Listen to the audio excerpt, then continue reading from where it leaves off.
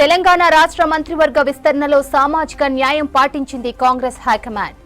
BC, SC, ST వర్గాల నేతలకు మంత్రి పదవుల్లో అవకాశం కల్పించింది. కులగణన, వర్గీకరణతో అన్ని వర్గాల నుంచి డిమాండ్ వచ్చింది. దీంతో సోషల్ బ్యాలెన్స్ చేస్తూ 3 మంత్రి పదవులు, డిప్యూటీ స్పీకర్ పదవిని భర్తీ చేసింది.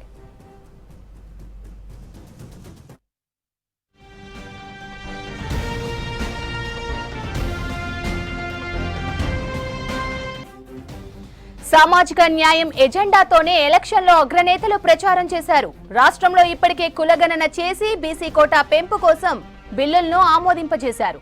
సుప్రీంకోర్టు తీర్పుతో ఎస్సీల వర్గీకరణ చేసిన మొదటి రాష్ట్రంగా తెలంగాణ రాష్ట్రం నిలిచింది.